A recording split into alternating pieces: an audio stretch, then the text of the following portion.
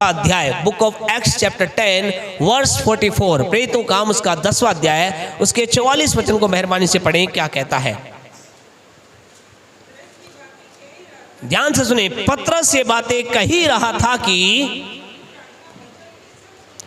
पवित्र आत्मा वचन के सब सुनने वालों पर उतर आया, आ गया। आपसे कहना चाहते हैं बहुत महत्वपूर्ण बात, इस बात को समझें कि जब हम प्रभु की बातों को सुनते हैं, हम प्रभु के वचन को सुनते हैं, शिक्षा के रूप में सुनते हैं, संदेश के रूप में सुनते हैं, याद रखें पवित्र आत्मा, होली स्पिरिट इज रेडी। पवित्र आत्मा तैयार रहता है, पवित्र आत्मा हमेशा तत्पर रहता है कि वो किसी पर भी आ सकता है। इसलिए आपसे कहना चाहते हैं अपने आप को सदा सर्वदा अपने जीवन के अंदर इस बात को हमेशा स्मरण रखें कि मैं वचन सुन रहा हूं, कुछ मेरे जीवन में अद्भुत होगा। मैं परमेश्वर के वचन के तले हूं, परमेश्वर की आत्मा की अधीनता में हूं, मेरे लिए कुछ होगा। और जब हम इस अपेक्षा से काम करते हैं, हमारे जीवन में परमेश्वर काम करता है। इसलिए हम जब भी खुदा की बातों को सुने, उत्साह के साथ आए, जोश के साथ आए, एक भूख के साथ आए, प्यास के साथ आए और ये विश्वास करें कि प्रभु मेरे जीवन में अपनी आत्मा को उतारेगा, मेरे जीवन में कार्य करेगा। आज से हम एक नए संदेश, नई शिक्षा के अंतर्गत हम चलेंगे, नई शिक्षा, नए बिंदु के साथ हम आगे बढ़ेंगे। प्रभु के अंतर्गत जब हमें बढ़ना है, हम प्रभु में बढ़ना चाहते हैं, प्रभु के अंतर्गत हम ग्रो करना चाहते हैं, इसके लिए नेक्स्ट जो शिक्षा है, टीचिंग है जो हमारी है, और उसका नाम है, उस टीचिंग का नाम है, उसको हम बोलेंगे बलिदान। आज हम इसे एक नए सीरीज को प्रारंभ करेंगे, नई शिक्षा को प्रारंभ करेंगे, बलिदान, सैक्रिफाइस। प्यारे परमेश्वर के लोगों, हम जो प्रभु में बढ़ना चाहते हैं, हमें परमेश्वर के वचन से, प्रभु के वचन के द्वारा बलिदान को समझना है। बलिदान बहुत महत्वपूर्ण चीज़ है, सैक्रिफाइस बहुत इंपॉर्टेंट चीज़ है। बलिदान हमारे मसीही जीवन के अंतर्गत बहुत बड़ी अहमियत रखता है। इसलिए हमें बलिदान के बारे में समझना है। बलिदान के बारे में बहुत कुछ प्रभु के वचन में लिखा गया है, सारी बातें तो नहीं, लेकिन शॉर्ट एंड स्वीट कुछ बातों को हम प्रभु के वचन में से हम बलिदान के बारे में देख करके हम आगे बढ़ेंगे। हम परमेश्वर के नाम की महिमा के अंदर आगे चलेंगे। प्रभु के वचन में ऐसा, उत्पत्ति की पुस्तक के अंदर से हम चलेंगे। हम सब जानते हैं परमेश्वर ने मनुष्य को क्या किया, क्या किया, मनुष्य को बनाया। परमेश्वर ने मनुष्य को बनाया, परमेश्वर ने मनुष्य को बनाया। तो आप, पहला सवाल आपसे मुझसे है, परमेश्वर ने किसे पहले बनाया, आदम को या हव्वा को? आदम को। सबके एक ही सुर में आवाज है, किसको बनाया? आदम को। परमेश्वर ने किसे बनाया? सब लोग कह रहे हैं आदम को। और आप सब लोग का आंसर क्या है? क्या है? आइए हम प्रभु के वचन से देखें। परमेश्वर ने आदम को नहीं बनाया। देखिए परमेश्वर के वचन में क्या कहता है। उत्पत्ति 1:27 पढ़ें, उत्पत्ति 1:27 पढ़ें। तब परमेश्वर ने मनुष्य को, हाँ जी, हाँ जी, हाँ, उत्पन्न किया। परमेश्वर ने मनुष्य को उत्पन्न किया, कैसे करके? नर और नारी करके परमेश्वर ने इस रीति से उत्पन्न किया। एक और पढ़ें, 5:2 पढ़ें, इसी उत्पत्ति 5:2 पढ़ें, क्या कहता है? उसने नर और नारी करके परमेश्वर क्या किया? मनुष्यों की, यानी कि मनुष्य की सृष्टि की। तो परमेश्वर ने किसको पहले बनाया? परमेश्वर ने नर और नारी, याद बताया आपको, परमेश्वर ने आदम हव्वा दोनों को बनाया। कुछ समय के बाद आदम में से हव्वा को अलग किया, वो अलग बात है। दूसरे शब्दों में कह सकते हैं ये पूरी बिल्डिंग एक साथ बनाई गई, लेकिन इसमें अलग अलग पार्टीशन बाद में किया। तो आप और मैं क्या कहेंगे? ये बिल्डिंग के बने हुए समय को हम कहेंगे बिल्डिंग बनाई गई। ठीक ऐसे परमेश्वर ने आदम हव्वा को एक साथ बनाया, आदम को पहले हव्वा को बाद में नहीं। लेकिन ये है कि परमेश्वर ने क्या किया, कुछ समय के पश्चात आदम के एक पसली को निकाला और आदम में से ही क्या निकाला? हव्वा को निकाला। तो हव्वा ऑलरेडी कहाँ थी? आदम में थी। वो ऐसा नहीं कि आदम को पहले और हव्वा को, तो दोनों बराबर थे, दोनों की उत्पत्ति एक साथ हुई। लेकिन हमें दिखाई दिया कुछ समय के पश्चात जब आदम में से हव्वा को अलग किया गया। केवल पुराने नियम के अंदर नहीं, लेकिन नए नियम में भी, मत्ती 19 का 19:4 अगर आप पढ़ेंगे, मत्ती 19:4 अगर आप पढ़ेंगे तो आपको पता चलेगा। हम इस बात को समझना है। हाँ जी, पढ़े क्या लिखा है। हाँ जी, हाँ, उसने आरंभ से, ठीक है, परमेश्वर ने क्या कहा, नर और नारी कब बनाया, आरंभ से, इन द बिगनिंग, मतलब कि स्टार्टिंग, जब दोनों को एक साथ क्या किया। तो इस बात को समझे। अब हम बाइबल कॉलेज में, बाइबल परमेश्वर जरूर बाइबल कॉलेज बनाएगा, आमीन, बहुत ज़्यादा अच्छे हम करेंगे। लेकिन अभी हम बाइबल स्टडी में है तो हम समझे। अब आप और मैं बच्चों की तरह जवाब नहीं दे सकते कि किसको पहले परमेश्वर बनाया। हमने कहा आदम, नहीं कह सकते। किसको बनाया, परमेश्वर ने दोनों को बनाया। आदम हव्वा को एक साथ बनाया, हव्वा बाद में उसमें से निकाली गई। और ये आदम हव्वा को बनाने के बाद समय, टाइम पीरियड चलता गया, चलता गया, चलता गया। और फिर क्या हुआ, परमेश्वर कहता है कि आदम हव्वा को, यानी कि नर और नारी को, मनुष्य को परमेश्वर ने कैसे बनाया, अपनी समानता में, अपने स्वरूप के अंदर उसको बनाया। लेकिन कुछ समय के पश्चात उन्होंने क्या किया, पाप किया। और प्रभु के वचन में ऐसा लिखा है, जब उन्होंने पाप किया तो क्या हुआ। अगर इसी के थोड़ा सा आगे हम चलेंगे, उत्पत्ति की पुस्तक के 3 अध्याय को आप निकालें। उत्पत्ति की पुस्तक उसका 3 अध्याय, उसके 10वें वचन को पढ़ें। क्या लिखा है, 3:10। हाँ जी, उसने कहा, सुने क्या हुआ, आदम और हव्वा दोनों ने क्या किया, पाप किया। अब इस पाप के कारण से पहली चीज क्या आई, क्या आया जी, डर उनके अंदर आ गया। और दूसरी बात क्या लिखा फिर, और क्या था, मैं डर गया क्योंकि मैं नंगा, यानी कि निर्वस्त्र।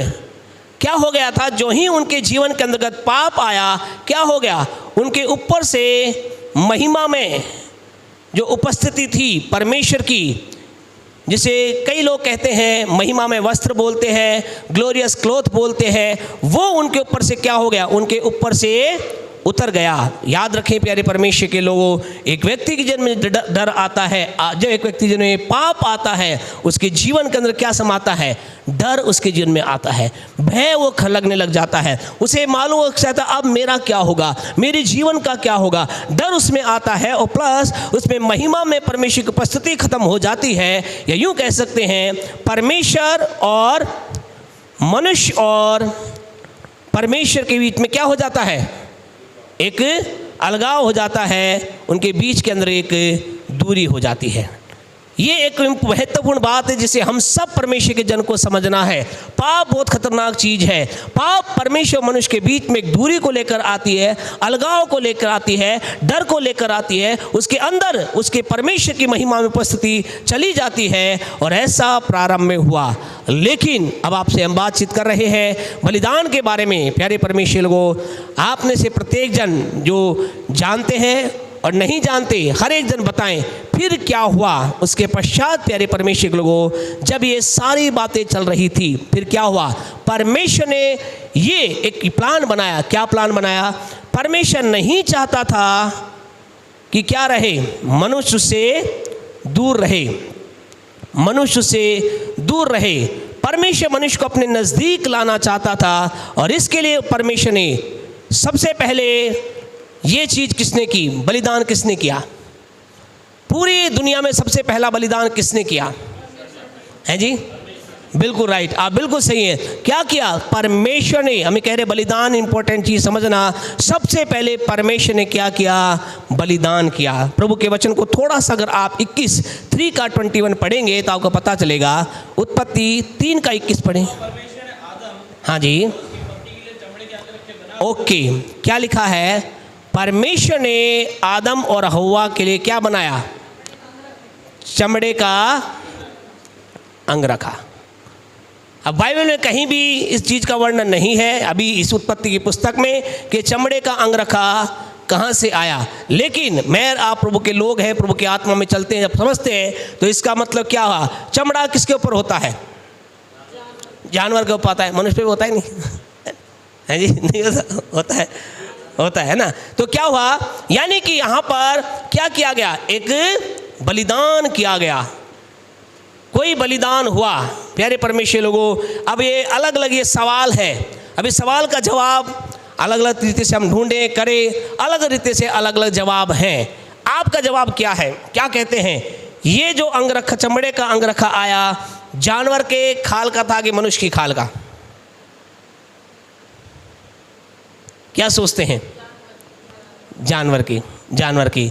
नेक्स्ट सैटरडे आपको बताएंगे किसकी खाल का था, और आप देखिए किसकी खाल का था। लेकिन आज हम यहाँ पर खोज करें, आप जाने तो यहाँ पर क्या किया गया? क्या किया गया? एक बलिदान किया गया, एक बलिदान हुआ, किसी को मारा गया, किसी की मृत्यु हुई, और इस मृत्यु के द्वारा क्या हो गया प्यारे परमेश्वर लोगों? इस बलिदान के द्वारा क्या हुआ? बलिदान के द्वारा फर्स्ट काम ये हुआ, मनुष्य के अंदर से जो डर था वो क्या हो गया? खत्म हो गया। यानी भय जो उसका था खत्म हो गया। दूसरा, उसके अंदर क्या हुआ? उसको वस्त्र पहनाए गए, यानी कि उसकी जो नंगापन खत्म हो गया है जी, उसको ढक दिया गया, उसकी देह को, यानी कि ढकना वहाँ पर हुआ। तो बलिदान क्या, हम आपको बलिदान के बारे में हम बातचीत कर रहे हैं। बलिदान से क्या हुआ? उस बलिदान के द्वारा एक डर जो मनुष्य और परमेश्वर के बीच में था वो खत्म हो गया। अब परमेश्वर क्या था? दोबारा परमेश्वर मनुष्य से क्या होने लगा? कनेक्ट होने लगा, बातचीत करने लगा। आप इस बात को आगे देख सकते हैं। परमेश्वर और मनुष्य के बीच में एक डर था, इस बलिदान कारण से वो डर खत्म हो गया, और इस बलिदान के द्वारा क्या हो गया? ढकना हो गया, कवरिंग हो गई, उसे एक सुरक्षा कवच, उसको कवच दे दिया गया। और इस सारी बात, ये दो बातें बलिदान के द्वारा हुई। कुछ समय चलता रहा, टाइम पीरियड बीतता रहा, लेकिन क्या हुआ? इस परमेश्वर ने लोगों से बातचीत करना चालू किया। किससे बातचीत की परमेश्वर ने? उसके बाद किससे बातचीत की? किससे बातचीत की? हाँ जी, बोले, बिल्कुल सही बोल रहे हैं। किससे बातचीत की? नूह नाम के व्यक्ति से। यानी कि परमेश्वर मनुष्य के बीच में डर वो खत्म हो गया था, इसलिए परमेश्वर मनुष्य से कनेक्ट होने लगा। नूह से उसने बातचीत की, लेकिन पाप इतना अधिक बढ़ गया था, परमेश्वर ने कहा कि अब क्या करना पड़ेगा? सारी मानव जाति को खत्म करना पड़ेगा। सारी मानव जाति को खत्म किया, और परमेश्वर ने कहा नूह को, तू क्या बना? एक जहाज बना, और इस जहाज के अंदर संसार के सारे जलचर, थपचर, नवचर, सारे जानवर, सारे पक्षी, सारे चीज इसमें थे। और प्लस कौन था? नूह का परिवार, जिसके टोटल लोग कितने थे? तो ये सारे के सारे लोग क्या थे? इस जहाज के अंदर बच गए, और इस सारी तरफ क्या हुआ? एक जल प्रलय हुआ, और जल प्रलय के द्वारा सारी दुनिया नष्ट हो गई। कितने लोग बचे? केवल 8 लोग बचे, और जोड़ों के साथ जानवर, पक्षी और ये सब बचे। ये सारी बातें होने के पश्चात क्या हुआ? अब नूह जब क्या हुआ? जब ये सारी चीज़ें हो गई, बरसात खत्म हो गई, पानी सारा खत्म हो गया, जहाज में से बाहर कौन आया? नूह और नूह का परिवार जहाज में से बाहर आया। बताइए, सबसे पहला काम नूह ने क्या किया है जी? क्या किया? क्या किया जी? परमेश्वर की वेदी बनाई, बलिदान किया। क्या किया? निकालें, प्रभु के वचन को निकालें, देखें उसने क्या किया। हम परमेश्वर के पवित्र वचन के अंदर से हम देखेंगे, जब वो जल प्रलय खत्म हो गया, अब नूह को क्या था? नूह के अंदर भी एक भय था।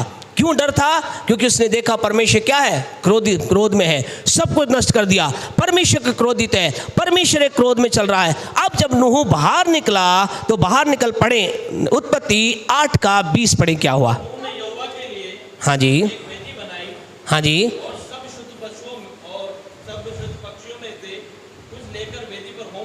ओके। क्या क्या उसने? फिर सबसे पहला काम प्यारे परमेश्वर लोगों, जब नूह का सबसे पहला काम, नूह का सर्वप्रथम काम उसने क्या किया? उसने आनंद नहीं मनाया, वो खुश नहीं हुआ, उसने ये नहीं कहा कि देखो मैं बच गया। ऐसा लिखा है सबसे पहले उत्पत्ति के 8:20 के अंदर क्या लिखा है? उसने क्या किया? एक होम बलि, यानी कि बलिदान वहाँ पर हुआ। ऐसा लिखा, उसने क्या लिया? क्या लिया उसने? शुद्ध पशुओं को और पक्षियों को लिया। यानी एक बार फिर हम क्या देखते हैं? लहू का बहाया जाना होता है, बलिदान होता है। ध्यान रखें, बलिदान बहुत इंपॉर्टेंट है। क्यों उसने ऐसा किया? इस बलिदान, अभी हमने देखा यहाँ पर एक बलिदान किया, इस बलिदान के द्वारा डर खत्म हुआ, ढकना हुआ। इस बलिदान के द्वारा क्या हुआ? क्या कुछ हुआ? क्या है जी? हुआ, है ना। इस बलिदान, ये बलिदान बहुत महत्वपूर्ण हो गया। ये जो बलिदान था, ये बलिदान भी इम्पोर्टेंट हुआ। और इसके अंदर तीसरा काम महत्वपूर्ण हुआ। आपसे कहना चाहते हैं बलिदान इम्पोर्टेंट है, बलि महत्वपूर्ण है। यहाँ पर लहू बहाया गया, लहू उन जानवरों का, पक्षियों को बहाया गया। और इन बातों को जब किया गया, 21 को पढ़ें क्या लिखा है। हाँ जी, सुने जी क्या हुआ। नहीं, शुरू से पढ़े, शुरू से। इस पर यहोवा ने सुखदायक सुगंध पाकर। आपको मालूम है तीसरा इंपॉर्टेंट बात क्या हुई। परमेश्वर को इस बलिदान से क्या मिला, एक अद्भुत सुगंध, सुखदायक सुगंध उसको मिली। आपसे कहना चाहता है दिस इम्पोर्टेंस ऑफ सेक्रीफाइस। याद करें बलिदान के महत्वता को। ये बलिदान परमेश्वर को बहुत अच्छा लगा, परमेश्वर को भाया, परमेश्वर को बढ़िया लगा, परमेश्वर खुश हो गया। परमेश्वर का अगला काम इस बलिदान से क्या हुआ, ये बलिदान उसे क्या लगा, सुखदायक सुगंध के समान लगा, यानी एक खुशबू के समान उसे लगा। ये बलिदान से परमेश्वर खुश हो गया। और फिर उसके पश्चात क्या हुआ, आगे पढ़े मेहरबानी से। हाँ जी, ओके। अगला काम इस बलिदान कारण से क्या किया, परमेश्वर ने मनुष्य के साथ एक वाचा बांधी। ध्यान रखे, इंपॉर्टेंट है बलिदान, बलिदान को समझना बहुत इंपॉर्टेंट है। इस बलिदान के कारण से परमेश्वर ने क्या कहा, परमेश्वर ने एक वाचा मनुष्य के साथ बांधी। और वाचा परमेश्वर ने मनुष्य के साथ बांधी। और परमेश्वर ने क्या कहा कि अब मैं एक क्या करता हूँ, वाचा को मैं बांधता हूँ, एक वॉव मैं करता हूँ। और उसमें क्या करूँगा, मैं कभी भी, इसी के थोड़ा सा आगे उत्पत्ति के 9 के 11 को पढ़ेंगे, वाचा को समझेंगे। उत्पत्ति 9 का 11, वाचा बांधता हूं सब प्राणी। क्या वाचा बांधी परमेश्वर ने, परमेश्वर ने कहा अब मैं ऐसे वाचा बांधता हूं, अब जीवन में कभी भी ऐसा नहीं होगा, मैं जल के द्वारा पूरी मानव जाति को एक साथ नष्ट। अब आप ये मत कहना कि बाढ़ आती है ना। कई बार लोग ऐसे कहते हैं अरे बाढ़ भी तो आती है, तो बाढ़ के द्वारा क्या होता है, एक क्षेत्र नष्ट होता है, एक जगह। लेकिन अब परमेश्वर ने कहा अब ऐसी बाढ़ नहीं आएगी जिसके द्वारा पूरी दुनिया क्या होगी, उसके द्वारा नष्ट हो जाए। परमेश्वर ने कहा मैं एक वाचा बांधता हूँ, और मैं ये वाचा बांधता हूँ कभी भी इतना भयंकर जल प्रलय नहीं दूंगा। और जल प्रलय, ये वाचा क्यों बांधी, क्योंकि नूह ने बलिदान दिया, नूह ने सैक्रिफाइस किया। और आपसे कहना चाहते इस वाचा के रूप में परमेश्वर ने क्या कहा, परमेश्वर ने एक चिन्ह बताया। आपसे कहना चाहते इसी के 9 के 13 को पढ़ेंगे तो आपको पता चलेगा चिन्ह क्या था। हाँ जी, मैंने बादल में अपना, ध्यान रखें प्यारे परमेश्वर, बहुत इंपॉर्टेंट बात, जिन्हें जो जानते हैं वो अच्छी बात, जो नहीं जानते इस बात को समझे। बाइबल कहती है कि बादल में क्या रखा गया है, जो क्या, जिसे क्या कहते हैं, परमेश्वर का धनुष। याद रखें दुनिया के अंतर्गत कोई भी पुस्तक इस बात को नहीं बताती है। जब बरसात होती है, बरसात के पश्चात एक 7 रंगों का एक आकाश में धनुष के समान एक चीज दिखाई देती है, जिसे इंग्लिश में क्या बोलते हैं, क्या बोलते हैं जी, इंग्लिश में रेनबो बोलते हैं, और हिंदी में लोग क्या बोलते हैं, इंद्रधनुष। बोले ये क्या है, इंद्र का धनुष है, लेकिन ये क्या है, गलत है। वो धनुष किसका है, किसका है, परमेश्वर का वो धनुष है। आपसे कहना चाहते दुनिया की कोई भी किताब, कोई पुस्तक इस बात को सिद्ध नहीं करती कि वो धनुष क्या है, इंद्र धनुष है। लेकिन बाइबल दुनिया की एकमात्र वो पुस्तक है, एक वास्तविक पुस्तक है जो इस बात को दर्शाती है वो किसका धनुष है, वो परमेश्वर का धनुष है। आपको मुझे इस बात के लिए उत्साहित होना है। हम जिस परमेश्वर की आराधना करते हैं उस परमेश्वर के, संसार के अंदर कई चिन्ह ऐसे हैं जो उसी परमेश्वर के हैं।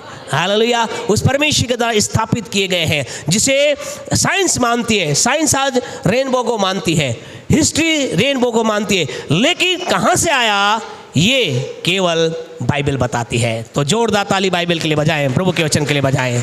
हालेलुया। आपसे कहना चाहते खुदा के लोगों, परमेश्वर ने कहा अब मेरा धनुष रखा गया है, और जब जब मैं धनुष को देखूं क्या होता है, कई बार थोड़ी बारिश में, कई बार ज़्यादा बारिश में, अभी कई बार हम इस बात को देखते हैं, चेक करते हैं, ज़्यादातर ऐसा होता है जब वो रेनबो आ जाता है उसके बाद बारिश बंद हो जाती है। कभी कभी आती भी है, वो ये नहीं कह सकते आप, लेकिन 90% 95% क्या होता है, रेनबो जब दिखाई देता है, परमेश्वर का जो धनुष दिखाई देता है, क्या होता है, उसके बाद बरसात रुक जाती। क्यों? क्योंकि परमेश्वर उस रेनबो को देखता है और कहता है मैंने एक वाचा मेरे लोगों से बांधी है, और वाचा ये है, मैं जल प्रलय से पृथ्वी को नष्ट नहीं करूँगा। और जानती वाचा क्यों बांधी, पर मैं क्यों बांधनी पड़ी? क्योंकि किसी ने, याद रखें इस बात को, बलिदान इंपॉर्टेंट है, बलिदान महत्वपूर्ण है। इन बातों को अपने हृदय में ले। अभी बाद में जब आपके बलिदान की बात आएगी तब आपको याद आएगा, वाओ बलिदान के द्वारा ये होता है, बलिदान द्वारा ये होता है। और जब आने वाले दिनों में जब आप स्वयं के बलिदान के बारे में देखोगे, आप इन चीज़ों से होकर के गुजरोगे। हालेलुया। परमेश्वर ने क्या किया? एक वाचा बांधी इस बलिदान कारण से। और परमेश्वर ने क्या किया? 5वीं बात आगे पढ़ें, क्या लिखा है उसी उत्पत्ति के 8वें अध्याय के 21वें वचन को पढ़ें, 22 को पढ़ें। हाँ जी, अब से जब तक पृथ्वी बनी रहेगी तब तक, प्यारे परमेश्वर के लोगों, इसके पश्चात परमेश्वर ने क्या किया? एक रूल, इस बलिदान की वजह से एक रूल बनाया। वो रूल कहलाता है बोने और काटने का। हालेलुया। आपको मालूम है ये रूल कितना ज़बरदस्त काम करता है। हम अभी जब तैयारी कर रहे थे, प्रभु ने कहा आज नहीं, आने वाले दिनों में आपको बोने काटने के नियम की गहरी शिक्षा के अंदर हम चलेंगे। लेकिन आपसे कहना चाहते, बलिदान की वजह से एक परमेश्वर ने वाचा बांधी। क्या वाचा बांधी? जब तक सूर्य रहेगा, चांद रहेगा, दिन रात रहेंगे आगे लिखा है सुबह शाम होंगे, गर्मी आएगी, बरसात आएगी, तब तक क्या होगा? तब तक ये नियम बना रहेगा। ये नियम, इसके अंदर 2 बातें हैं। अगर आप 8:22 को पूरा पढ़े, इस नियम की 2 बातें हैं। नियम की 2 बातें क्या है? 2 बातें ये हैं, ये जो बोने काटने का नियम है, ये पहला नियम बात ये हर ऋतु में काम करेगा, हर मौसम में काम करेगा। सर्दी में भी काम करेगा, गर्मी में भी काम करेगा, बरसात में भी काम करेगा, सूखे में भी काम करेगा, धूप में भी। क्या लिखा गया है? शीतकाल होगी, दिन होगा, रात होगा, हर बार क्या करेगा? ये नियम चलता रहेगा। प्यारे परमेश्वर लोग, आपसे कहना चाहते हैं, यहाँ से इस बलिदान की वजह से परमेश्वर ने कहा आज से मैं तुम्हें एक और मैं तुम्हारे लिए चीज करता हूँ, एक नियम बनाता हूँ। वो नियम कहलाता है बोने काटने का नियम। अर्थात अभी तक वो परमेश्वर के हाथ में था, परमेश्वर कार्य कर रहा था, लेकिन अब परमेश्वर ने कहा मैं तुम्हारे हाथ में देता हूँ। अब मैं तुम्हारे हाथ में क्या देता हूँ? चीज़ों को देता हूँ। अब तुम बोगे, और फिर हम आगे आने वाले दिनों में शिक्षा को देखेंगे, क्या कुछ शिक्षा का निर्धारित है। परमेश्वर के लोग आपसे कहना चाहते हैं, इस बलिदान के कारण से क्या हुआ? एक नियम वहाँ पर फॉलो हुआ, और जो नियम कहलाता है बोलने और काटने का नियम। प्यारे परमेश्वर लोगों, बहुत महत्वपूर्ण है बलिदान, इम्पोर्टेंट है बलिदान। ये कहलाता है नूह का बलिदान, और इसके पश्चात ये सारे बलिदान होते चले गए, और उसके पश्चात आने वाले दिनों के अंतर्गत, समय के अंतर्गत ये बलिदानों के अंदर क्या हो गई? वृद्धि हो गई। और फिर उसके पश्चात लोगों ने क्या कहा? लोगों ने इस बात को जाना। क्या जाना? उन्होंने जाना ये बलिदान, ये सेक्रीफाइस क्या करता है? हमें परमेश्वर के नज़दीक लेकर आता है। और समय के अनुसार क्या हुआ? लोगों ने पाप किया, बलिदान किया, परमेश्वर के नज़दीक आए, फिर पाप किया, फिर बलिदान हुए किया, परमेश्वर के नज़दीक आए, और ये क्या हो गया? ये पाप बलिदान परमेश्वर के नज़दीक, पाप बलिदान परमेश्वर के नज़दीक चलता चला गया। और एक समय ऐसा आया, मनुष्य को परमेश्वर ने कुछ बातों को बताया, और मनुष्य ने क्या किया? लय व्यवस्था के पुस्तक में आए कई प्रकार के प्यारे परमेश्वर को, इस बलिदानों को अलग अलग नाम से या अलग अलग प्रकार से इन बलिदानों को जाने लगा। लय व्यवस्था की पुस्तक, उसका पहला अध्याय, लय व्यवस्था की पुस्तक, उसका पहला अध्याय और उसके 4थे वचन को अगर आप पढ़ोगे तो वहाँ हमें पहला एक और बलिदान का नाम मिलता है। पढ़ें, एक एक पढ़ें। हाँ जी, हाँ जी। क्या हुआ? फिर एक बलिदान, इस बलि को एक और नाम दिया गया जिसका नाम क्या था? होम बलि। होम बलि का नाम आगे एक बलि हुआ। अगला थोड़ा सा और अगर आप आगे बढ़े, 2 का 2 अगर पढ़ेंगे वहाँ एक और बलि चालू हुई, पढ़ें। हाँ जी, हाँ, और वो क्या करेगा, एक और बलि चली जिसका नाम क्या है, अन्न बलि। और फिर ये बलि यहाँ पर चली। थोड़ा सा और आगे चलेंगे, थोड़ा सा और आगे इसके 3 का 1 में पढ़ें क्या लिखा है। हाँ जी, क्या है, फिर इसके बाद एक और बलि चली जिसका नाम क्या था, मेल बलि। यहाँ से एक और बलि चली जो मेल बलि कहलाती है। चौथे पढ़ें इसका 4 का 3 पढ़ें, ले व्यवस्था 4। हाँ जी, दोषी ठहरे। हाँ जी, फिर क्या, किस बलि के रूप में, पाप बलि करके चढ़ाए। और एक और बलि जो इसके अंदर चली, 5 ही बलि पढ़े, 5 का 15 पढ़े मेहरबानी से, 5 का 15 ले व्यवस्था। हाँ जी,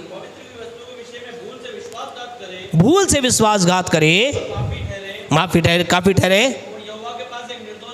हाँ जी, किस रूप में, दोष बलि। ये बलिदान लोगों ने चढ़ाने चालू कर दिए। पहले एक बलिदान के रूप में था, लेकिन बाद में लोगों ने क्या किया, उसे होम बलि, अन्न बलि, मेल बलि, पाप बलि, दोष बलि, कई प्रकार के बलियों के रूप में करने लगे। इनका मकसद क्या था, इनका मकसद ये था, इसके द्वारा वो क्या कर रहे थे, वो पाप कर रहे थे। और कई बार वो होम बलि चढ़ाते, मेल बलि चढ़ाते, अन्न बलि चढ़ाते, पाप बलि चढ़ाते। और इसके द्वारा क्या होते, वो ये सोचते थे कि हमारे पाप क्या हो गए, समाप्त। लेकिन क्या हो रहे थे, वो है जी, क्या हो रहे थे, वो ढक रहे थे, वो पाप ढक रहे थे, उनकी समाप्त नहीं हो रहे थे। उनके पापों के ऊपर ये यूँ कह सकते हैं, जैसे कि आज की तारीख में जैसे कई लोग करते हैं, नहाते नहीं हैं, नहाने के बाद घर जाना है, पार्टी में जाना है, फिर है ना, कहीं जाना है तो क्या करना, शानदार वो चल रहे हैं, डीओ चल रहे हैं, बोला लगा लिया, तो क्या होता है, वो बदबू क्या होती है, ढक जाती है। होती वही है, हटेगी कब, नहाने से हटेगी। तो क्या होता है ना, ऐसा मत सोचे आपने, सोचे यार भाई साहब कैसे पता ये सब बातें है ना, ऐसा मत सोचना, अरे यार भाई साहब मेरे बारे में कैसे बोल रहे हैं, भाई साहब बहुत ज़बरदस्त भविष्यवक्ता है, भविष्यवक्ता तो है, ऐसी भविष्यवाणी नहीं करते, तो है ना, तो ऐसा मत करना, ठीक है जी। तो ये क्या हो रहा था, ये सारे काम के द्वारा इनके पाप ढक रहे थे, मिट नहीं रहे थे, लेकिन ये लगातार क्या कर रहे, होम बलि, पाप बलि, मेल बलि कर रहे थे। और ये सोच रहे थे हम इसके द्वारा परमेश्वर के साथ कनेक्ट हो सकते हैं। ये लगातार एक के बाद एक बलि कर रहे थे। और इतना ही नहीं, लेकिन एक समय ऐसा आया, लोगों ने, आपसे कहना चाहते, ये तो किसकी बात है, ये उन लोगों की बात है जो परमेश्वर से जुड़ना चाहते हैं, परमेश्वर जुड़ना चाहते हैं। और पहले समय के लोग जो परमेश्वर जुड़ना चाहते थे, वो 95 या 99% कौन होते थे, इजराइली। तो ये बात किन की, इजराइलियों की है। लेकिन जब दूसरे लोगों को ये पता चला, क्या पता चला कि बलि के द्वारा ऐसा होता है, बलि के द्वारा ऐसा होता है, तो मालूम क्या हुआ, दूसरे जो लोग थे, संसार के अंदर चल रहे थे, उन्होंने इस बलि का, बलिदान का प्रयोग क्या किया, दूसरे रूप में करना चालू किया। और उन्होंने क्या किया, दुष्ट आत्माओं के सामने बलि करना चालू किया। जानवरों की बलि, पक्षियों की बलि, दूसरी चीज़ों के बलि उन्होंने देना चालू किया। और कई बार बाइबल में भी इस बात का वर्णन है, क्या हुआ, मनुष्य को भी बलि किया। और आज भी ये लोगों के जीवन में कई बार आपने कोई सुना होगा, इस बात को सुना होगा, क्या है वो, देवी क्या मांग रही है, बलि मांग रही है। वो देवता को क्या देना है, बलि करके चढ़ाना है, तो वो खुश हो जाएगा। प्यारे परमेश्वर लोगों ने इस परमेश्वर की बात को, या यूँ कह सकते हैं, परमेश्वर शैतान हमेशा क्या करता है, नकल करता है। उसने क्या देखा, परमेश्वर के लोग इसके द्वारा ये कर रहे हैं, तो उसने भी अपना एक संसार चालू किया। और उन्होंने कहा तुम भी क्या होगे, मैं भी तुमसे खुश होऊंगा, मैं भी तुम्हें वरदान दे दूंगा। और आज को आपको मालूम है, हमें नहीं मालूम, मालूम है नहीं मालूम, जितने भी जो है कई ओझा, कई तंत्र मंत्र का जादू टोना करने वाले लोग हैं, रात रात को कहाँ बैठते हैं, शमशान घाट में बैठते हैं। वो इन्हीं काम को करते हैं, बलियों को करना, ताकि वो क्या कर सकें, उन दुष्ट आत्माओं की ताकत प्राप्त करके वो शैतान के साथ एक संपर्क बैठाकर शैतान के राज्य को बढ़ा सकें। लेकिन हम उससे और जानना नहीं चाहते। हम आपसे कहना चाहते, बलिदान जो था लगातार चलता रहा। और क्या हुआ, लोग परमेश्वर के नज़दीक तो नहीं, लेकिन क्या हो गए, दूर होते चले गए। क्यों उन्होंने ये सोचा, क्या विचार किया? उन्होंने सोचा कि हम क्या करेंगे, हम गलती करेंगे, हम पाप बलि कर देंगे, हम होम बलि कर देंगे, परमेश्वर हमें क्षमा कर देगा, हम प्रभु के साथ जुड़ जाएंगे। लेकिन कुछ समय तक ये ठीक चला, लेकिन थोड़े दिन के बाद क्या हुआ, उन्होंने अपने लाइफ में इन चीज़ों को लागू करना चालू किया। और फिर एक समय आया जब परमेश्वर ने इस बात के लिए एक उल्हाना देना चालू किया। परमेश्वर ने एक बात लोगों से करना चालू की। जानते प्रभु ने क्या कहा? इसको दाऊद, बहुत से लोगों ने, लेकिन हम दाऊद की बात आपको कहना चाहते हैं। भजन 50 के 13 को आप पढ़ें। दाऊद से प्रभु ने इस बात को कहा, पवित्र आत्मा के द्वारा इस बात को कहा। क्या कहा? पढ़ें भजन 50 का 13 हाँ जी, पढ़ें क्या कहा। हाँ जी, क्या मैं बैल का मांस खाऊं, क्या बकरों का लहू पीऊं? परमेश्वर ने क्या कहा? परमेश्वर ने कहा, ये जो तुम बलि कर रहे हो, मैं इन चीज़ों को पसंद नहीं करता। तुम ये चीज़ें ला रहे हो, इन चीज़ों को लाकर तुम सोच रहे हो कि मैं खुश हो जाऊंगा, ऐसे बलि कर करके मैं सोच रहे मैं तुमसे प्रसन्न हो जाऊं। प्रभु कह रहा है मुझे ये बातें पसंद नहीं है। फिर थोड़े समय के पश्चात परमेश्वर ने डायरेक्ट अपने भविष्यवक्ताओं के द्वारा बातचीत करना चालू किया। यशायाह नबी की पुस्तक उसका पहला अध्याय, यशायाह नबी की पुस्तक उसका पहला अध्याय उसके 16 वचन को आप पढ़ोगे, वहाँ परमेश्वर ने डायरेक्ट खुल्ला कह सकते क्लियरली इसी सारी बलियों के बारे में एक बात को कहा। जानते परमेश्वर ने क्या कहा? यशायाह 1 का 16 पढ़े, क्या लिखा है? हाँ जी, नहीं सॉरी, यशायाह 1 मिनट को यशायाह 1 का 11 पढ़े, 1 का 11। हाँ जी, यहोवा ये कहता है, सुने परमेश्वर क्या कह रहा है। परमेश्वर, तुम्हारे बहुत से मेल बलि मेरे किस काम के? हाँ जी, मैं तो मेढ़ों के होम बलियों से, मैं इन सारी चीज़ों से अधा गया हूँ मतलब परेशान हो गया हूँ। क्या तुम बार बार मेरे पास बलि लेकर आ रहे हो, तमाम प्रकार मेल बलि ला रहे हो, चर्बी तुम चढ़ा रहे हो, मैं इससे क्या आधा गया हूँ। और परमेश्वर ने थोड़ा सा आगे इसी के 1 का 13 पढ़े, क्या कहता है? प्रभु ने क्या कहा?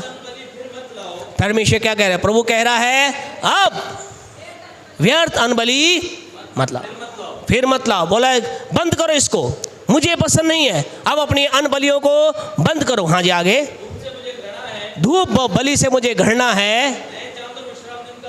हाँ जी, ये एक अलग चीज़ बात है, उसको बाद में देखेंगे। लेकिन प्रभु क्या कह रहे हैं? प्रभु कह रहे हैं इन सारी चीज़ों को बंद करो।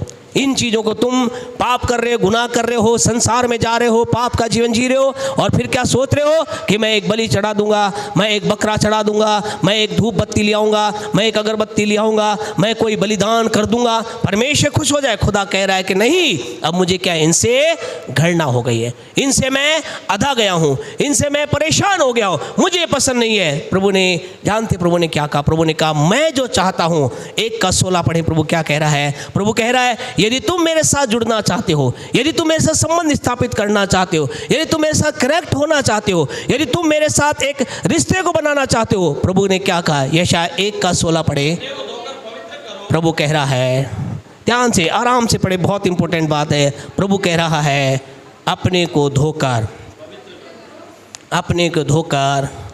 पवित्र करो। प्यारे परमेश्वर के लोग आपसे कहना चाहते हैं, परमेश्वर कह रहा है, प्रभु कह रहा है, यदि तुम मेरे साथ एक संबंध स्थापित करना चाहते हो, मेरे साथ कनेक्ट होना चाहते हो, मुझसे जुड़ना चाहते हो, मेरे साथ एक रिश्ता निभाना चाहते हो, तुम्हें क्या करना पड़ेगा? अपने को धोकर तुम्हें पवित्र करना होगा। और हाँ जी, दूर से प्रभु कह रहा है, जो तुम बुरे काम कर रहे हो, बार बार बुरे काम करो, उन्हें क्या करो? बुरे कामों को दूर करो। प्यारे परमेश्वर के लोगों, आपसे कहना चाहते, बहुत इंपॉर्टेंट बात परमेश्वर ने यहाँ लोगों से की। प्रभु ने पहले लोगों ने, परमेश्वर ने बलिदान को इम्पोर्टेंस दिया, बताया, लेकिन उसके पश्चात बलिदान का जब गलत फ़ायदा उठाएगा, परमेश्वर ने कहा इन चीज़ों को हटाओ, अपने आप को धोकर क्या करो? पवित्र करो और बुरे कामों से दूर हो जाओ। परमेश्वर के लोगों, आज अगर मैं आप परमेश्वर के साथ एक रिश्ते को निभाना चाहते हैं, हमें क्या है? हमें मुझे और आपको, एक मनुष्य को कैसे उसके पापों को ढकने से काम नहीं चलेगा, लेकिन उन्हें धोने से काम चलेगा, या उन्हें मिटाने से काम चलेगा। नेक्स्ट टीचिंग के अंदर हम देखेंगे जब प्रभु कह रहा है अपने आप को धोकर पवित्र करो, कैसे मैं पवित्र हो सकता हूँ, कैसे एक मनुष्य के पाप धुलकर शुद्ध हो सकते हैं। इन सारे बलिदानों के ऊपर एक और बलिदान किया गया, जिस बलिदान के द्वारा क्या हुआ, नेक्स्ट टीचिंग के अंतर्गत हम प्यारे परमेश्वर लोग इस बात को देखेंगे। आज हम रुकना चाहते हैं, आज की रात आपसे कहना चाहते हैं, क्या जैसा उस समय इजराइलियों ने किया, वहाँ पर परमेश्वर के लोग जिन्होंने प्रभु के साथ बातचीत की, प्रभु के चमत्कार उन्होंने देखे, वह लगातार पाप बलि पाप करना, बलि चढ़ाना, ऐसे वो जीवन जी करके खुदा से दूर और दूर होते चले जा रहे थे। कहीं आज हम जो यहाँ पर बैठे हैं और जो हमें सुन रहे हैं, आपके जीवन में कहीं ऐसी बात तो नहीं? अगर ऐसी बात है तो आपसे कहना चाहते हैं, हम इन रीति से परमेश्वर के साथ कनेक्ट नहीं हो सकते। परमेश्वर के साथ ना तो हम जुड़ सकते हैं, ना हम परमेश्वर में बढ़ सकते हैं। याद रखें, पाप बलि या यूँ कहें बार बार पाप का करना, बार बार पाप के अंतर्गत पाप के लिए कुछ बलिदान देना परमेश्वर के लोगों व्यक्ति को ना तो प्रभु से जोड़ सकता है, ना प्रभु में बढ़ा सकता है। आप और मैं संसार में इसलिए हैं कि हम प्रभु के साथ जुड़े और प्रभु में बढ़ते चले जाएं। हम बढ़ने के लिए हैं, आपको मुझे बढ़ना है, आपको मुझे प्रभु के अंदर बढ़ते चले जाना है, दिन प्रतिदिन बढ़ते चले जाना है। इन चीज़ों से बढ़ोतरी नहीं आएगी। नेक्स्ट सैटरडे क्लास के अंदर हम इस विशेष बात को देखेंगे, कैसे हमारे पाप धुल सकते हैं, हम प्रभु के साथ जुड़ करके प्रभु की महिमा कारण बन सकते हैं। आइए अपनी आंखों को बंद करें। Thank you Jesus. लगातार पाप का जीवन मनुष्य को खुदा से बहुत दूर कर देता है। लगातार पाप का जीवन मनुष्य के जीवन में कठोरता को ले आता है। ये सारे बलिदान थे, लेकिन एक और बलिदान के बारे में जब हम बातचीत करेंगे, हम आपसे कहना चाहते हैं, याद रखें उस बलिदान को भी ऐसे यूज़ नहीं करना है जैसे इजराइलियों ने यूज़ किया। आज हम इससे पहले कि उस बलिदान को हम में से कुछ लोग जानते हैं, कुछ लोग कर रहे हैं, लेकिन इस रीति से करने के द्वारा ऐसा ना हो कि खुदा कंप्लेन करे, खुदा इस बात को बोले कि मैं तुम्हारे बलिदानों से अधा गया हूँ, तुम्हारे धूप से, तुम्हारे अन्न बलि से मैं अधा गया हूँ, थक गया हूँ, इसे बंद करो, व्यर्थ में अब इन चीज़ों करना बंद करो। मैं जो चाहता हूँ वही चाहता हूँ कि अपने आप को पवित्र करो, बुरे कामों को अपने जीवन से दूर कर दो, और उसके पश्चात मैं तुम्हें ग्रहण करूँगा। और उसके पश्चात कहता है, तब ये सारी बातें करने के बाद आगे इसको वचन को घर जाकर आप पढ़ना, यशायाह 1 का आगे आप पढ़ेंगे 19 तक, तो आपको पता चले प्रभु कह रहा है, तब तुम इस देश की उत्तम पदार्थों को खाने पाओगे, तुम आशीष के भागीदारी हो जाओगे, तुम जीवन में उन्नति को प्राप्त करोगे। आइए मेहरबानी से हम इस समय जब प्रभु की उपस्थिति में खड़े हो जाएं, एक क्षण के लिए अपने हाथों को उठाकर खुदा के सामने अपने जीवन को लेकर आएं। यदि आपको हाथ उठा सकते हैं तो खुदा के सामने अपने हाथों को उठाएं। Thank you Jesus. प्रभु यीशु मसीह आपको महिमा मिले। मेरा जीवन प्रभु यीशु मसीह आपके साथ जुड़ता और बढ़ता चला जाए, बढ़ता चला जाए, जुड़ता जाए, बढ़ता जाए। सारी पाप में बातें यीशु के नाम से निकले, हम उन्हें तोड़ते हैं, समाप्त करते हैं, पाप के कार्य को नाश करते हैं। यीशु तेरी महिमा के लिए ऐसा होने पाए, हमारे जीवनों के अंतर्गत आपको महिमा मिले। हम बलिदान की प्यारी परमेश्वर मूल्य को समझ सके। बलिदान के द्वारा बहुत कुछ होता है, लेकिन जो बलिदान हम प्रभु अगले दिन में देखेंगे वो सर्वोपरि बलिदान है, जिसके द्वारा हमारे जीवन में बड़ा कार्य हुआ। लेकिन आज हम इस स्थान पर तेरी महिमा के लिए अपने आप को देते हैं। आपको महिमा मिले। महान और जीवित अनुग्रहकारी पिता, यीशु के नाम से आपके पास आके आपकी बड़ाई स्तुति करते आज की रात सोते समय प्रभु होने दे हम प्रभु इस बलिदान की बातों की गंभीरता को समझ सके। जब पिता एक जानवर का, एक पक्षी का लहू बहाया गया इसलिए कि हम लोगों ने पाप किया, लेकिन बलि किसी और को होना पड़ा। प्रभु होने दे कि हम ऐसा कदापि ना करें कि अपने पापों के लिए किसी को बलि करें, लेकिन प्रभु होने दे हम अपने जीवन में तेरा वचन जैसा कहता है, पवित्र बनो, पवित्र हो जाओ, बुरे कामों को अपने जीवन से दूर करो, ऐसा जीवन जीकर आपकी महिमा कारण बने। यीशु के नाम से मांगते हैं, आमीन।